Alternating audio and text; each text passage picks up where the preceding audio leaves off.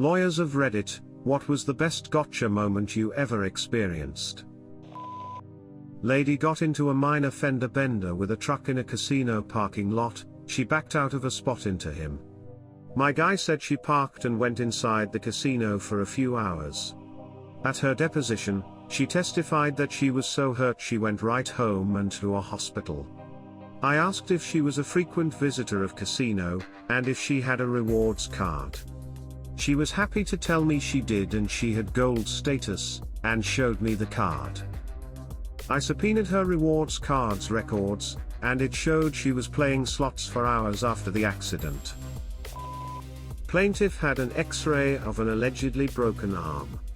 It seemed off to me and the dates didn't make sense. I was in-house at an academic medical center. I looked at the case more closely and discovered the plaintiff was an X-ray tech at another hospital. After that, it was all over. My client's house burned down from an explosion in the fuel oil tank used to heat the house. It was clearly the oil maintenance company's fault, but his homeowner's insurance, from a very reputable company, still refused to pay out, citing a ridiculous technicality in his policy. Essentially, the policy covered damage caused by the oil heater, but they claimed that it was the storage tank that exploded and wasn't part of what was covered. So they deny his claim, which was about 1.2 million, and then I get involved. During a deposition with the claims adjuster, I ask how she came to the conclusion that the storage tank was not a part, or at least connected to, the heater. She states that she relied on her expert witness, who was an engineer. Little did she know I had already checked this person's background. He had zero engineering experience or education. As most of you might know, you don't get attorney's fees in most cases. However, when an insurance company denies your claim in bad faith, now you do. Her little admission cost the company about $500K in fees on top of the original claim for $1.2 million. Cross-examining a custom home builder who had a lump sum contract, set price as opposed to cost plus, which means cost of the materials plus X% as builder fee, with the home owner. Claimed he put 20% more labor/materials in building the home than the contracted provided for, and he was suing for these excess costs. Was asking him about an email with my client negotiating the price of the construction, and he volunteers that he knew he couldn't build it for that price. My head snaps up, supervising partner's head snaps up, and opposing counsel goes pale. Dialogue was something like, "Me, you quoted X price." Builder, "Yes."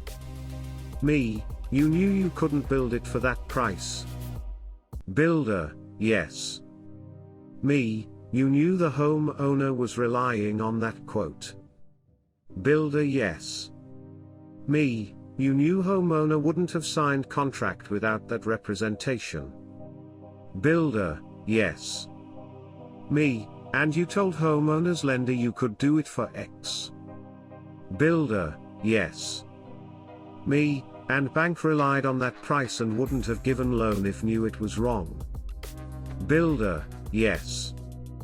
This is textbook fraudulent inducement, and he had no idea. Builder got poured out in the arbitration award and slapped builder with sizable punitive damages on top of it. 5 minutes of testimony sunk his case because he volunteered information without being prompted. Edit, thanks for the correction /u/new Luna. Plaintiff alleged he was so injured in an auto accident that he couldn't work, do any regular activities, or pick up his young kids. He then posted on his public FB profile him doing the ice bucket challenge. If you're not familiar, he basically lifted a huge cooler filled with ice water over his head. His attorney had no idea he had posted it. Not a lawyer, but a legal videographer. This gentleman was claiming injuries/seeking damages against his employer after a fall at work. He claimed he couldn't raise his right arm above his shoulder because of the fall. First deposition comes along and I am hired by defendant's attorney to videotape the deposition of the plaintiff. Anyone know the first thing a court reporter asks you to do in a deposition? Please raise your right hand and repeat after me. Plaintiff raises his right arm above his shoulder with ease, and no sign of discomfort does not occur to him what he has just done. Both attorneys were looking down at their notes when this happened and neither of them caught it. The plaintiff himself didn't catch it. The court reporter looked at him and then looked at me and her eyes went wide with realization at what just happened. 4 hours of deposition proceed wherein the plaintiff is instructed, multiple times, to show his range of motion and proceeds to pretend like he can't raise his arm above shoulder level, which he did at the very beginning of his deposition. Deposition ends, plaintiff's counsel leaves, I call defense, hiring party, counsel over and show him the first 2 minutes of tape. Counsel excitedly whispers to me, "Case closed, you just saved us tens of thousands of dollars." I got a $5,000 bonus and plaintiff's case was dismissed with prejudice. I was trying to get a restraining order for a woman in DV court from her son's father. We are presenting testimony, and she details a story where he grabbed her arm and slammed it on the tub, breaking her wrist. On cross, I asked the accused if he ever broke my client's wrist on purpose. His response, "Fuck yeah, I did." She was 9 months pregnant, about to smoke crack and wouldn't stop. I tried to grab her arm to get the pipe and protect my unborn son. Fuck me. She left that detail out in her conversations with me. Not a lawyer, but when I was in the military I was accused of something I didn't do. And I had to go to court over it. And during court the prosecutor started to detail this investigation and how they had staked my apartment out for months. They entered into evidence a picture of my apartment. And when they put it up I looked shocked at my lawyer. BC, it wasn't a picture of my place. It was my ex-wife's apartment. A place I had never lived, never even spent a single night there. I lived in a house, she lived in an apartment. And when my lawyer was asked if she objected to the picture being entered into evidence, she replied, "I don't mind them entering it into evidence as long as they change the listing of it." And when one of the members of the panel, no judge, 3-member board, asked what was wrong with the listing, she looked at him and said, "That's not his apartment." On top of this, the witness they used against me described going to my house on the night in question, and she named the subdivision where she had visited me, except that wasn't where I lived either, also wasn't where the picture they had was either. Case was dismissed and I was told they requested the witness to return to answer questions about perjury. I had a former client file for bankruptcy and in connection with that case brought an action against his landlord for violating the automatic stay. In order to prove damages, he wanted to show he paid my firm for legal fees in connection with the landlord's pursuit of rent in violation of the stay. So this former client's bankruptcy lawyer serves me a subpoena to show up at the bankruptcy hearing. He didn't ask me any questions prior but just gave me the gist of what the objective was. I verify with the court the time I spent and the cost to his client. The bankruptcy attorney called his client, my former client, to the stand first. He asked him questions related to his hiring my firm to do this and that as it related to his landlord. Apparently that's not enough, the bankruptcy attorney wants me to verify these facts as well.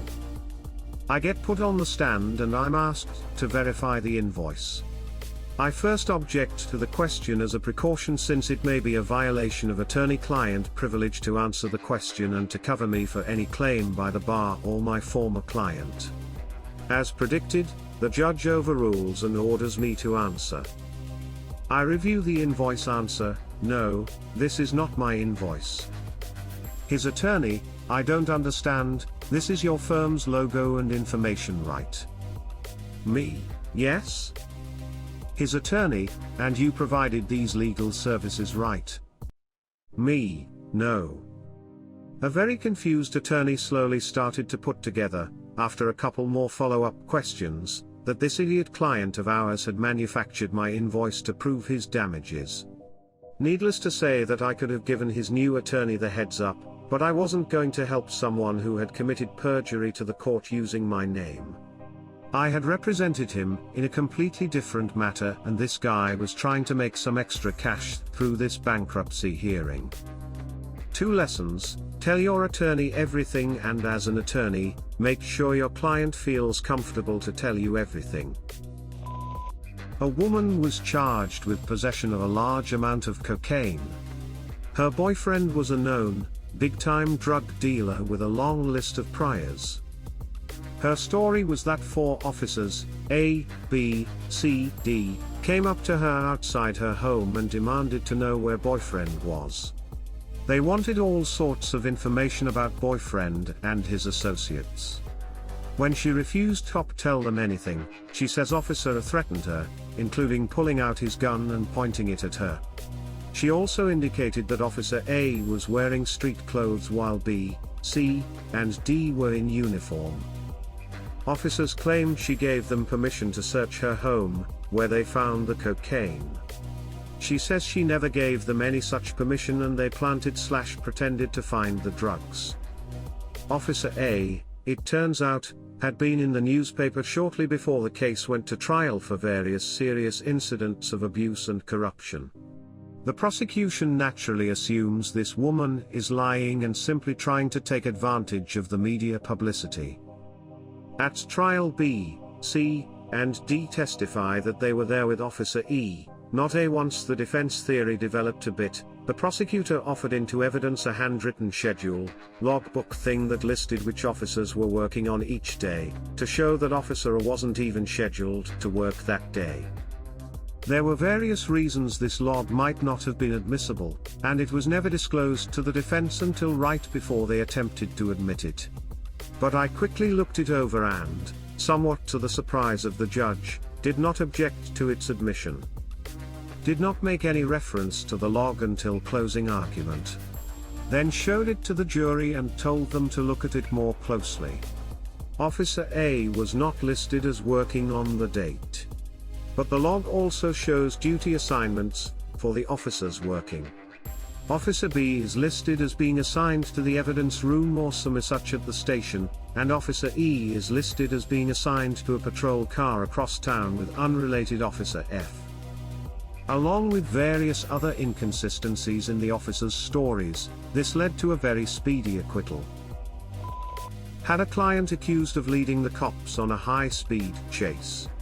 The cop on the stand estimated he was going 90 miles per hour, but never actually clocked him. Then the cop identified where the chase started with me, and where it ended.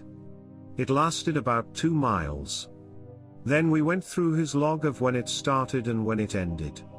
About 3.5 minutes. Once you walk through the math on that, the average speed of this chase was 35 miles per hour. Client got acquitted really quickly after that. My brother is an attorney. He had a case where the guy said he was permanently disabled from a work accident. At a deposition, my brother overheard the guy talking about getting his house remodeled. He was already spending the money he thought he was getting. My brother drove by the house to see how much work was being done and saw the guy carrying bundles of roofing shingles up a ladder to the roof. This was before smartphones, so he drove to a Best Buy and bought a video camera, went back and recorded the guy. He had copies made and sent to the other attorney. The guy dropped the suit, and was back at work the following Monday. My brother's client didn't want to pay for the video camera. He saved them thousands of dollars. They eventually paid, but he still gets a little peeved when he talks about it. I was suing a landlord who failed to make serious repairs in order to force the tenant out. The hard part is proving bad intent instead of mere idiocy, so you get higher damages. Code enforcement was involved, so I request those records. The landlord left a voicemail to the enforcement department saying to hold off on the fines, they will make the repairs as soon as the tenant is forced out. That was an easy case. Worked as paralegal/investigator. Working a trade secrets case involving the manufacture of dental wheels used to grind teeth. Long story, but go with it. Company A was a small family-owned manufacturer, but made the best product on the market from a small factory in the middle of nowhere. Sold massive amounts of product because of quality. Its location was remote enough and the owner paid employees so well, the employees stayed there forever. All of them had worked there for 30+ years. When the founder of Company A died, it was sold to international Company B because the kids and grandkids had no interest in the company. Company B then closed the old factory and tried to use Company A's formula at their facilities. Company B couldn't make the formula work. Now enter Company C. Another international company who lost the bid on buying Company A. When Company C heard about the problems Company B was having, they bought the old factory facilities and then rehired the old staff to restart production. All the employees of old Company A were delighted to have their good-paying jobs back and went straight to work, producing the better quality items once again, and Company C's product worked. Company B sues Company C for trade secrets violation. When you buy a company, you buy their trade secrets. And this company had a bunch. This product was just one part, but the most profitable part of their operation. Thus, Company C, because of their action, was accused of violating the laws governing trade secrets.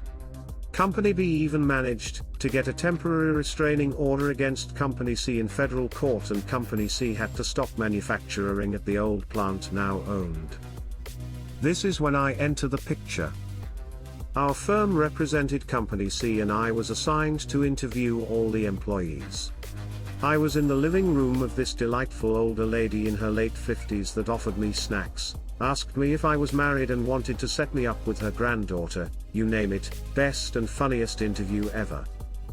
Then she drops the bomb. I asked her how she knew how to make the product. All my previous interviews said so and so taught them. She said. From the directions on the wall. Total moment of silence. Directions on the wall. Yes, she said, no one ever looks at them. But there is a board on the wall with the directions. I call the janitor of the facility from her phone, yeah, this is before cell phones, and had him meet me there. He unlocks the place and yep, covered in probably 40 years of dust making it just part of the background, is a board with the entire process on it. Thus, when Company B sold the factory, which was eventually purchased by Company C, Company B accidentally sold the trade secret to Company C because they abandoned it on the wall. I did serious evidence sourcing on this. My best pictures were of this 65-plus-year-old former janitor knocking the dust off the pages, taking the entire board off the wall, putting it in paper bag, and sealing it so I never touched it. Every picture he smiled for the camera. His FU expression was priceless in every picture. They were so freaking funny. The judge in federal court was laughing his ass off when he heard the details of what I found to reverse the restraining order. When he opened the bag, he laughed even more. The factory reopened immediately. Company B and C settled by agreeing that they both got to use the trade secret but couldn't sell it to anyone else. What they really figured out was, those little old ladies had slightly changed the formula over the years and slightly made them better over time. Even the formula on the wall didn't work as well as these little ladies did. I had client whose $60K car was ruined by a shop that put in the wrong oil. We couldn't prove it at first, the engine blew up, oil leaked out and evidence was lost. I subpoenaed their bank records, figured out they bought their oil from Costco. Called Costco and got their prices for the last 2 years. I then worked out the amounts they were spending, did some backhand math, and showed based on the values it was impossible they had ever bought the right oil. They settled in full immediately.